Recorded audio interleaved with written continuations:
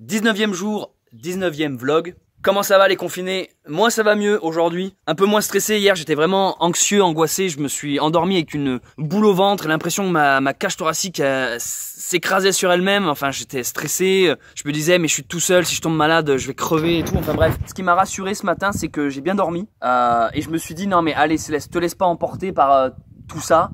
Je veux dire, si tu dois le choper, tu le choperas. Mais ça veut pas dire que tu vas mourir. Et puis ça se trouve tu l'auras pas. Donc voilà, j'essaye de me renforcer. Donc là je suis parti sur des petits déj ultra healthy, ultra bon, ultra sain pour la santé.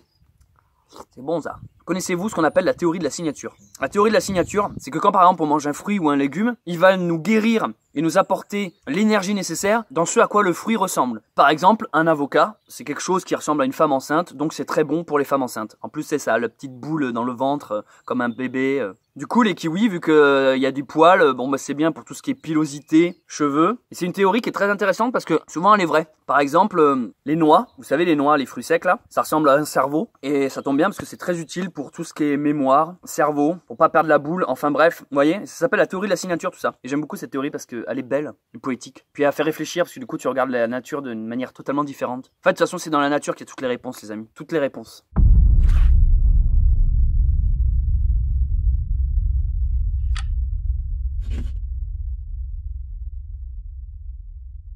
Yo les confinés, j'ai décidé de pas me laisser submerger par des émotions négatives et des pensées obscures. Du coup là je vais mettre mon corps à rude épreuve, je vais faire du sport, me donner une petite palpite, créer une sudation pour aider mon corps à évacuer les quelques merdes qu'il peut avoir à l'intérieur de lui. Voilà, je sais pas si c'est un bon truc d'aller s'essouffler alors que je devrais peut-être garder mon énergie pour lutter contre l'ennemi. Je vous rappelle que nous sommes en guerre, mon corps risque de rentrer dans un véritable champ de bataille d'ici quelques jours. Donc là je vais faire un petit running, de booster un peu mon cardio, que tout mon sang circule bien à l'intérieur de moi, que mes poumons s'oxygènent bien. Voilà, je pense que c'est déjà un bon début de, pas de remède, mais en tout cas une manière de préparer mes défenses du mieux possible. Allez, c'est parti.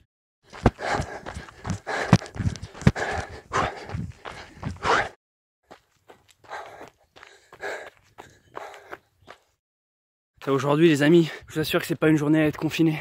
C'est peut-être même une des premières journées qui ressemble vraiment à un printemps quoi. Il fait doux, il fait bon, c'est agréable. Ni trop chaud ni trop froid. Aucun nuage à l'horizon. Je vois les montagnes tout au loin là-bas. C'est juste... j'espère que pour vous ça va, que ça vous fait pas trop rager ou dégoûter de me voir moi me balader partout. Je vous rappelle que je fais pas du tout ça pour vous rendre jaloux, vous faire genre regardez, moi j'ai pas une vie de merde dans mon petit appart. Non non, je viens moi-même de la ville. Pendant plus de 10 ans j'ai vécu dans un tout petit appart à Toulouse.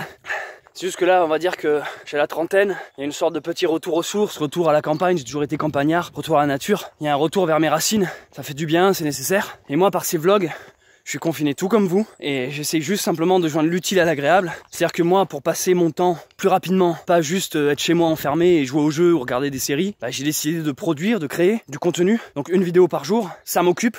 Et comme je disais, joindre l'utile à l'agréable. Donc l'utile, c'est que ça m'occupe et ça permet de faire passer le temps du confinement plus rapide. Et vous, agréable, parce que je me dis que ça peut peut-être en aider certains. Je le vois de toute façon dans vos commentaires qu'il y en a beaucoup qui me disent « Trop cool, ça me fait du bien de voir la nature, tu me fais rire avec tes conneries, vas-y, ça fait du bien. » Ça peut sembler bizarre ce que je dis, mais indirectement, j'essaye d'aider à ma petite échelle. Moi, je suis pas aide-soignant, donc je peux pas aller aider dans les hôpitaux. Donc, quelle est ma capacité, quel est mon savoir-faire? Je sais divertir, je sais produire du contenu de manière généralement plutôt rapide. Je suis assez efficace. Bref, comme je disais, moi, mon but avec ces vidéos, c'est de vous divertir, de vous faire passer un agréable moment, de vous rendre le temps du confinement un peu moins désagréable. J'essaye de faire ce que je peux à ma petite échelle.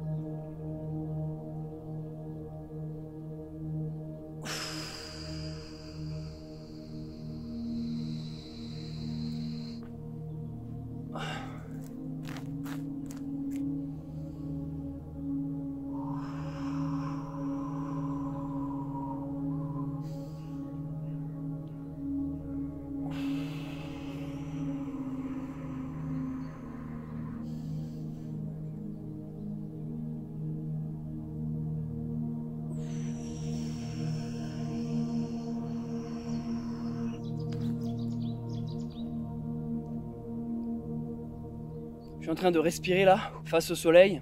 en exerçant une respiration, une inspiration profonde, j'imagine que les rayons du soleil rentrent en moi, j'imagine que l'air pur et l'énergie vivante, nettoyante rentrent en moi, vient me purifier, une grande bouffée d'oxygène, je bloque, arrivé en l'air, je laisse travailler tout ça, j'imagine que cette lumière se répand partout, de mes orteils jusqu'à mes cheveux, et après plusieurs secondes de blocage, j'expire, par le nez ou par la bouche, je vide mes poumons, mon ventre, je me compresse et j'imagine que tout ressort de mes pieds jusque dans la tête, comme si vous enrouliez un tube de dentifrice pour que tout ressorte. Et cette fois, je ne visualise plus de la lumière claire, lumineuse, propre, mais bien au contraire, une eau presque trouble, une lumière obscure qui enlève toutes mes pensées négatives, toutes mes craintes, toutes mes peurs, tout ce qu'il y a de mauvais en moi, toutes mes toxines. Je les prends, je les rassemble et je les évacue. Je les imagine sortir par le bout de mes doigts, par ma bouche. Voilà, je fais cet exercice plusieurs fois en focalisant ma concentration, mon esprit sur cette énergie, ce souffle, cette air qui rentre et qui sort. Je dois m'enivrer de cet oxygène, presque que ça me fasse tourner la tête. Je stimule mon corps.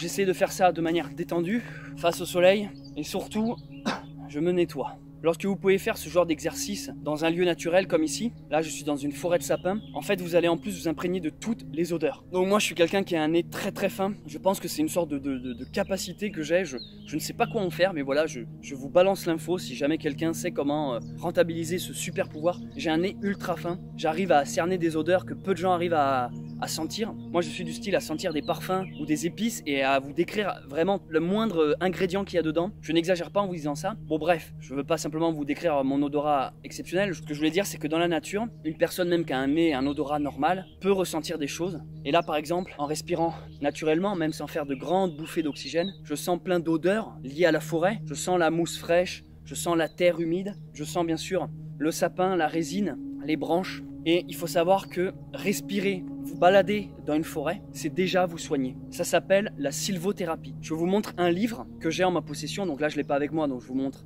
une image prise sur internet. Ce livre, ce n'est pas un truc encore de déluré, de hippie ou de new age, c'est très sérieux. En fait, ça explique quelque chose de tout simple. Vous savez, les huiles essentielles que tout le monde achète ou va prendre, c'est simplement un concentré de l'essence d'une plante. On a regroupé dans une toute petite goutte tous les bienfaits d'une plante. Les huiles essentielles, vous pouvez les avoir de toutes les fleurs du monde. Et bien il faut savoir que ces huiles essentielles sont disponibles gratuitement partout en quantité illimitée, tout simplement dans la nature. C'est-à-dire que lorsque vous vous baladez et que vous respirez, là je viens d'ingérer, de respirer des huiles essentielles de sapin, de mousse, d'herbe, de végétation. Bref, ne vous mettez pas en tête que les huiles essentielles sont simplement des tubes en pharmacie ou dans des biocopes avec des petites gouttes. Non, vous pouvez simplement les prendre de manière naturelle en respirant. Et oui, les animaux dans la nature, vous croyez vraiment qu'ils vont dans une pharmacie acheter une petite fiole d'huile essentielle? Quand ils ont des maux de tête, des maux de ventre ou ce que vous voulez, même des blessures, ils vont se soigner avec la nature. On appelle ça la sylvothérapie, la thérapie par les arbres. Sachez que différents types de forêts vous amèneront différents types de forces. Par exemple, ici je suis dans une forêt de sapins. Quand je respire profondément et que je me balade simplement, même sans le conscientiser, simplement pour vous balader un dimanche après-midi en famille, vous allez récupérer ces huiles essentielles et donc ces énergies. Donc là par exemple, les forêts de sapins sont plutôt des essences qui énergisent, qui tonifient, qui dynamisent. A l'inverse, les forêts plutôt de chênes ou de hêtres ou de bouleaux sont des forêts plutôt apaisantes, calmes, qui détendent, qui relaxent. Donc en fonction de vos besoins, si vous avez plutôt besoin d'un coup de fouet qui booste forêt de sapin, si vous voulez plutôt, si vous êtes anxieux, vous calmer, vous détendre, ou simplement voilà flâner, vous faire du bien, plutôt tout ce qui est forêt de chênes et d'arbres un peu plus relaxants. De toute manière, ce matin, je vous ai parlé, rappelez-vous, de la théorie de la signature. Ça marche aussi pour la forêt. Un sapin, vous voyez, la branche, ses rameaux, ses épines, c'est quelque chose de piquant. Donc ça évoque quelque chose qui va de l'avant, qui dynamise, qui donne un coup de fouet. De toute façon, on le sent, hein, quelle odeur. On sent que c'est une odeur qui réveille. À l'inverse, le chêne, par ses feuilles plus rondes, par son arbre plus doux, va vous évoquer quelque chose de plus calme, plus serein. Donc je vous invite soit à lire ce livre, ça sera l'information culturelle du vlog du jour, soit en tout cas de vous balader dans différents types de forêts. Je vais vous demander quelque chose que je demande jamais sur internet. C'est un conseil en audiovisuel. D'habitude c'est plutôt moi qui donne des conseils. En fait, vu que je suis en train de vlogger actuellement beaucoup, je prends conscience que j'ai pas spécialement le matériel nécessaire. Là, je suis avec mon smartphone, mon téléphone portable. Je vois que la batterie elle descend beaucoup trop vite. Je vois que la qualité est pas ouf. Que ça soit même au niveau du son. Là, je sais pas ce que ça donne le son, mais bon, j'imagine que c'est pas tip top. On va dire que ça fait l'affaire pour du vlog. Mais si je pouvais les rendre un peu plus une qualité meilleure, ça serait excellent. Ou alors, quand j'utilise pas mon smartphone, j'utilise ma grosse caméra. Mais ça, le problème, c'est que c'est une caméra de cinéma. C'est une caméra, comment dire, c'est comme si j'utilisais une Porsche pour simplement aller chercher ma baguette de pain au boulanger alors que j'aurais pu y aller en vélo. Vous voyez ce que je veux dire? En fait, ma grosse caméra, elle est très bien, mais c'est pas du tout pour faire du vlog. Déjà, j'ai pas de retour écran, c'est-à-dire que quand je la porte à bout de bras, je vois pas ce que je suis en train de filmer, et elle a pas la mise au point automatique, et en plus de ça, elle est très lourde à porter à bout de bras. Donc ma question, c'est la suivante, parmi vous là, j'aimerais que quelqu'un me conseille, mais attention, ne me faites pas un vieux copier-coller d'un truc Le Bon Coin ou d'Amazon, ou non, je veux quelqu'un qui ait pu tester le produit, m'en faire un retour, limite m'envoyer des liens YouTube pour que je puisse vraiment comparer et voir ce que ça vaut. Voilà, est-ce que vous auriez une petite caméra pas trop chère qui dépasserait pas les 200 €? Ouais, vous m'avez bien compris, qui dépasse pas les 200 €, voire même moins, hein, 150 € parce que j'ai pas de thunes en fait en ce moment, donc c'est un peu chaud, et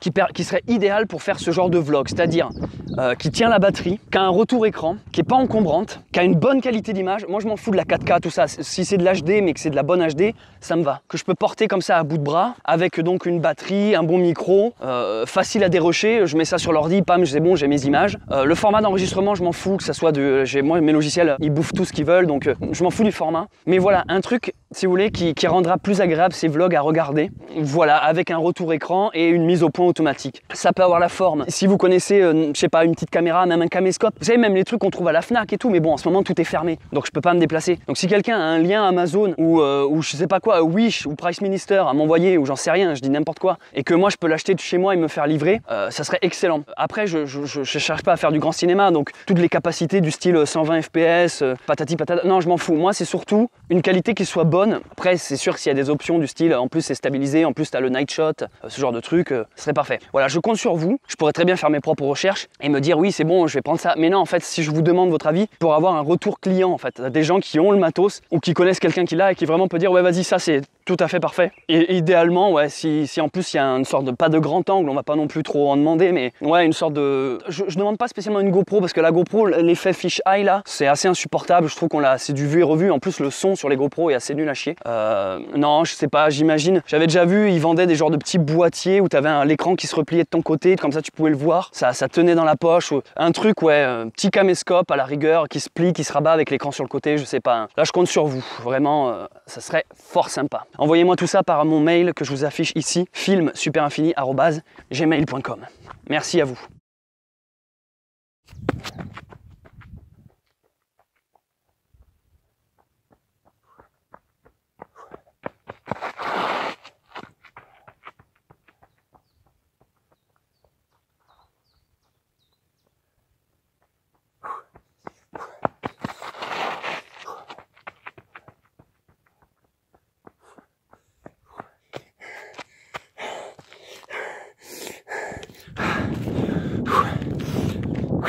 J'ai l'impression d'avoir aucune endurance. Pourtant je cours souvent et je suis pas un clopeur.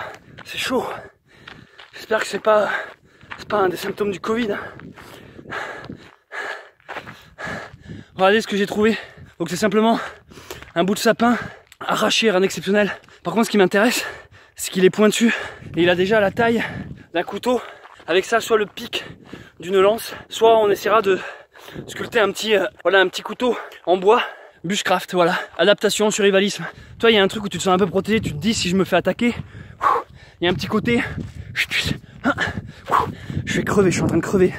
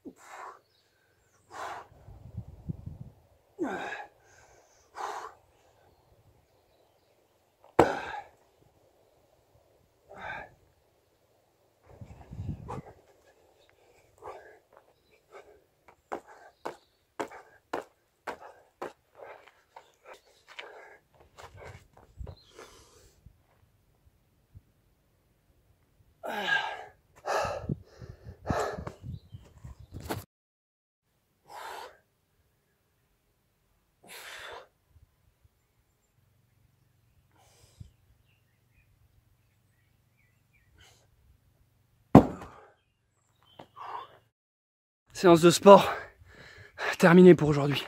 Go prendre une douche froide. Tellement la flemme. J'espère que je vais pas choper la crève avec mes douches froides. Parce que même si ça booste le système immunitaire, je sais pas si c'est la meilleure idée du siècle non plus de prendre des douches froides. Mais bon, j'en avais parlé dans un autre vlog, donc je vous renvoie vers les vlogs précédents, où je parlais de tous les bienfaits de prendre une douche froide. Ça booste, ça réveille, ça renforce les défenses immunitaires, ça fait fondre les graisses. Go douche froide. Survivaliste. J'en profite que j'ai une toute petite bite pour vous rappeler que là je suis en train de tourner ça, on est le vendredi, mais que vous allez voir ce vlog le samedi, parce que les vlogs que vous voyez je les sors avec une journée de décalage. Donc c'est maintenant que je dois vous rappeler que demain dimanche ne sortira pas un vlog à 20 h comme tous les soirs, mais un live. On fait un live toutes les semaines, un live tous les dimanches. Rendez-vous à 20 h dimanche sur cette chaîne YouTube Bunker Sauvage pour un live où on fera un débriefing de ces 3 semaines de confinement. On est plus sur de la 14e, on est sur la 21e.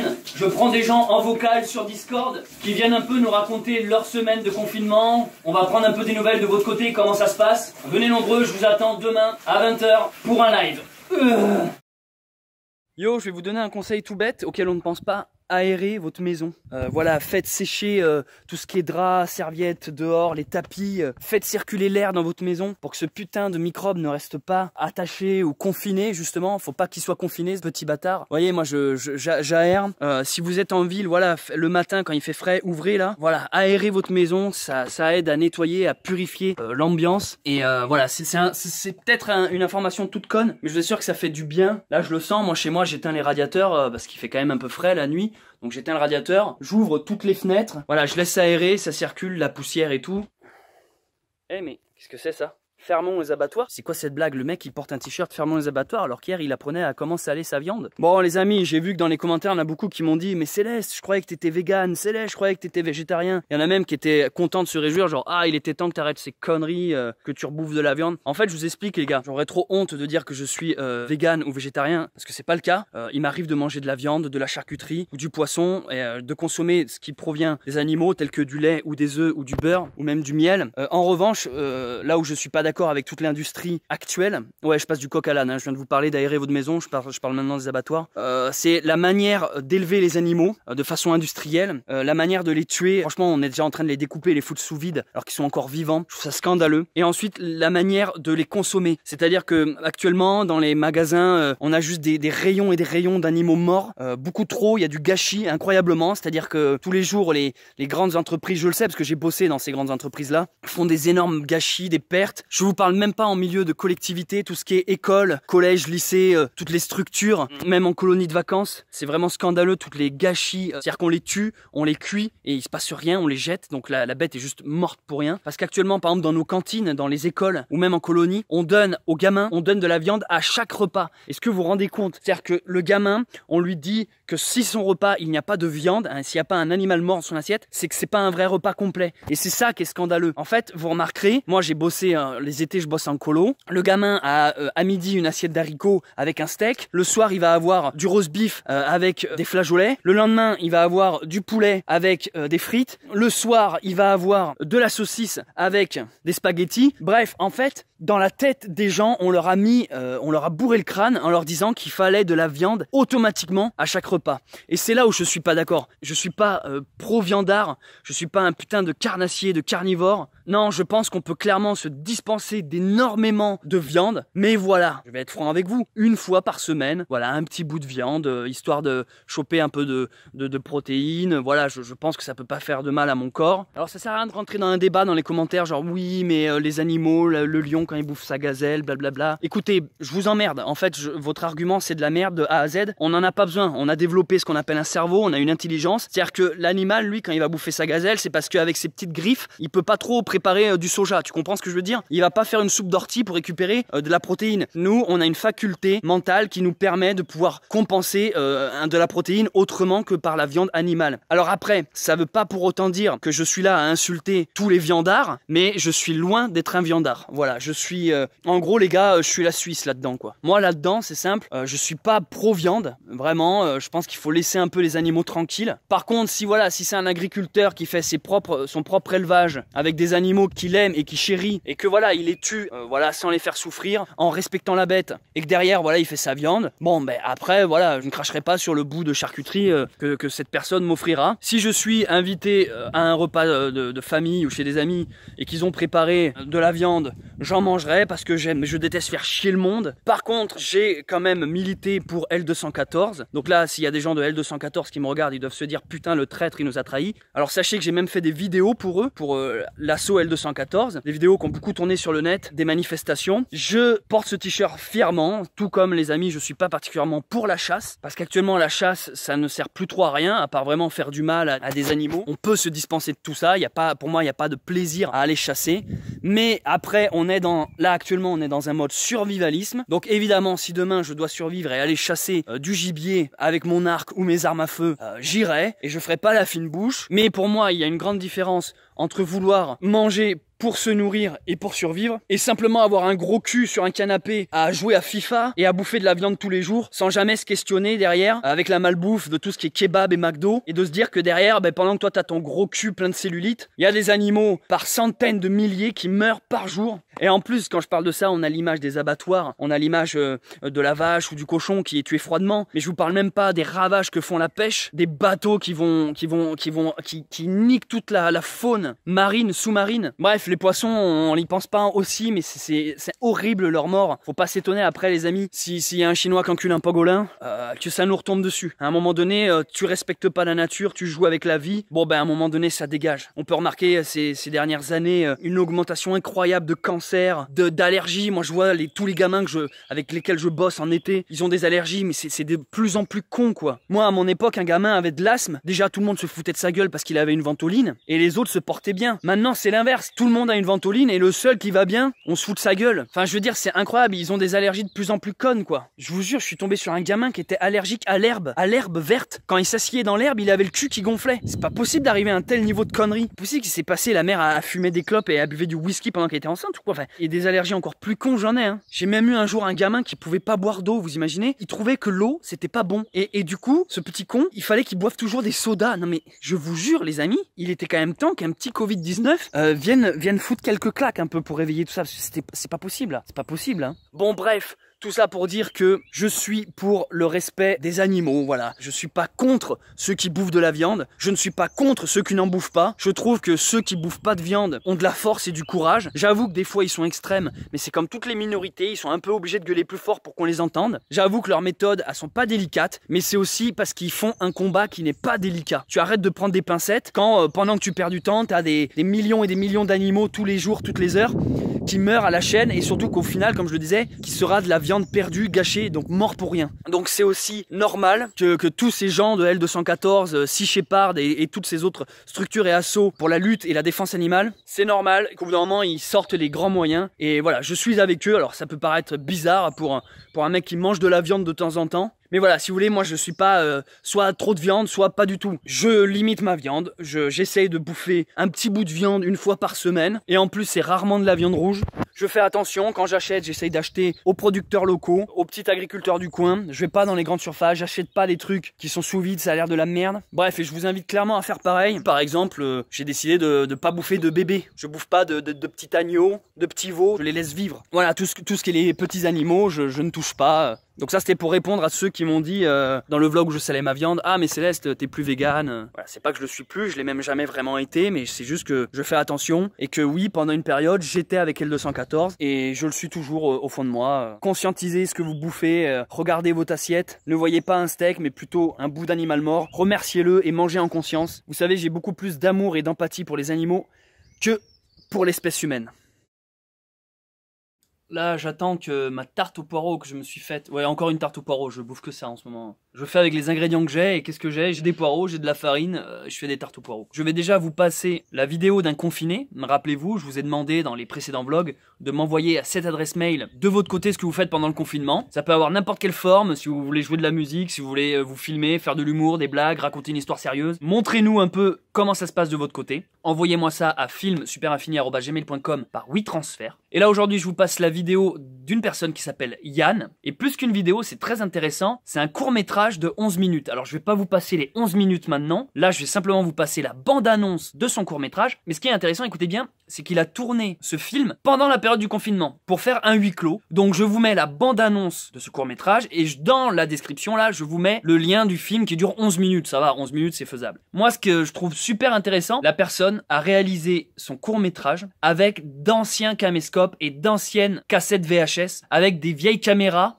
familiales qu'on avait tous. Là, à l'époque, il n'y avait même pas l'écran qui se tournait, des vieilles Hi8, ce qu'on appelle. Bref, sur bobine. En gros, il a réussi à retranscrire une image d'époque, d'antan, en utilisant simplement du vieux matériel qui enregistre sur bande magnétique. Donc ça donne un putain de style graphique. C'est totalement rétro, mais là c'est du vrai rétro. C'est pas un plugin After Effects qu'on fait glisser. Non, le mec s'est fait chier avec des vieilles prises Péritel et a dérushé tout ça et a numérisé, parce qu'il a dû numériser pour pouvoir le traiter en montage derrière. Bref, je trouve ça excellent. Donc il a fait ça à l'ancienne. D'ailleurs, regardez, je vous montre quelques photos qu'il m'a envoyées. Voilà, vous montrer un peu la caméra qu'il a utilisée. Et moi j'adore cette démarche artistique. Donc je vous passe la bande-annonce et je vous retrouve après. C'est parti!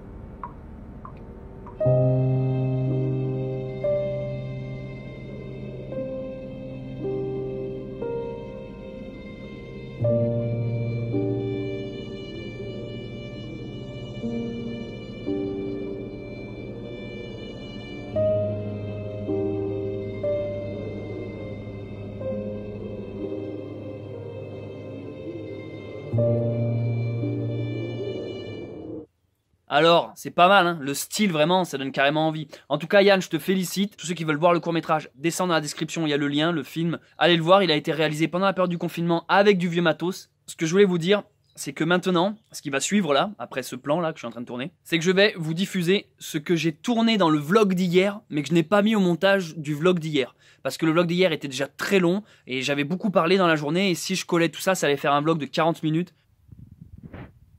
Oh oh, je crois que je vais faire exactement comme hier, que je vais arrêter le vlog ici et ne pas vous diffuser la suite. Là, je suis au montage du vlog que vous êtes en train de regarder. Il est déjà 2 h du matin passé. J'ai la flemme de coller ce que j'ai tourné hier sous ce vlog-ci. Pourtant, je vous avais dit dans le vlog d'hier que vous le verrez dans le vlog d'aujourd'hui. Enfin bref, de toute façon, c'est un truc que j'ai filmé. C'est un discours, en fait, je vous raconte une histoire. Et c'est quelque chose que je pourrais caler le jour où j'aurais pas d'idée de vlog, où j'estime que j'aurais pas filmé quelque chose d'intéressant, je pourrais caler ça. De toute façon, rassurez-vous, je vous dirai. Alors là, ce que vous allez voir, c'est ce que j'ai filmé l'autre jour, mais que j'ai pas pu caler dans un vlog. Enfin ouais, de toute façon, en fait, je pense qu'au fond, vous vous en fichez, vous. On est toujours de plus en plus nombreux, on a franchi les 44 000 abos. Ça fait plaisir, merci à vous. Je vous rappelle que demain, dimanche, rendez-vous live à 20 h. Allez, merci de votre fidélité. J'espère que de votre côté, le confinement, ça va bien. Je vais aller me coucher. On reste en contact tant qu'il y a du réseau. Allez, ciao.